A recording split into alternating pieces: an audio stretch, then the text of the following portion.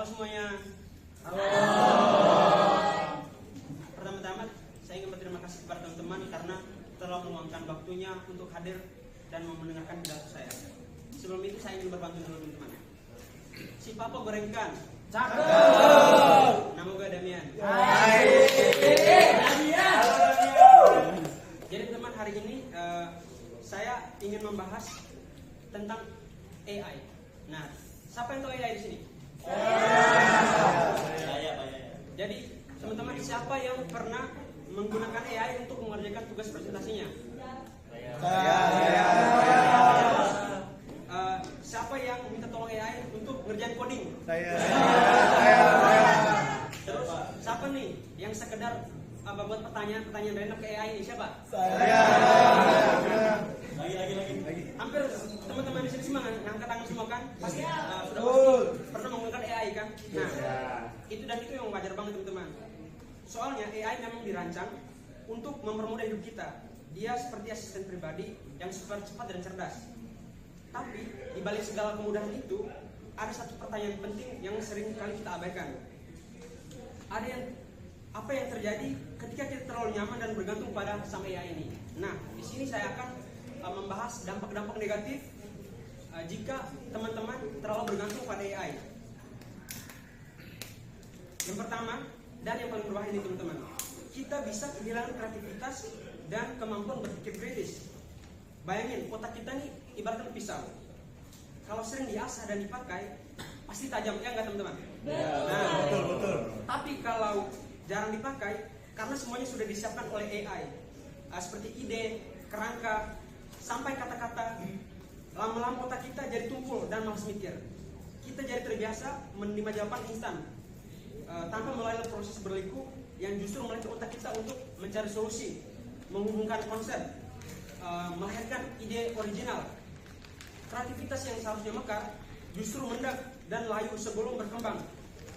Dan yang kedua, kualitas belajar kita bisa menurun drastis teman-teman. Ini yang sering terjadi khususnya di kalangan mahasiswa. Misalnya kita memakai AI untuk mengerjakan hampir semua tugas. Hasilnya nilai kita di kertas memang A, tapi pengetahuan aslinya, pemahaman mendalam tentang konsep, apakah benar-benar masuk ke kepala kita? Tentu tidak. Lalu apa yang terjadi saat ujian datang? Atau yang lebih menakutkan lagi nih teman-teman, saat kita sudah lulus dan kita harus terjun ke dunia pekerjaan, kita akan kelabakan. Kita nggak punya fondasi pengetahuan yang kuat, seperti membangun rumah. Kita tuh istilahnya seperti membangun rumah di pesisir pasir. Saat ombaknya datang, langsung hancur.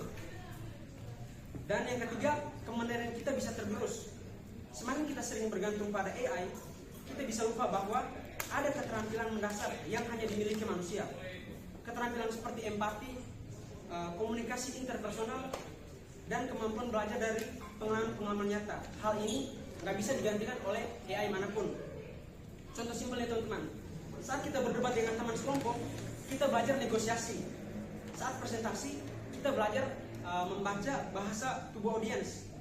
Proses-proses itulah yang membentuk kita menjadi pribadi yang tangguh dan mandiri.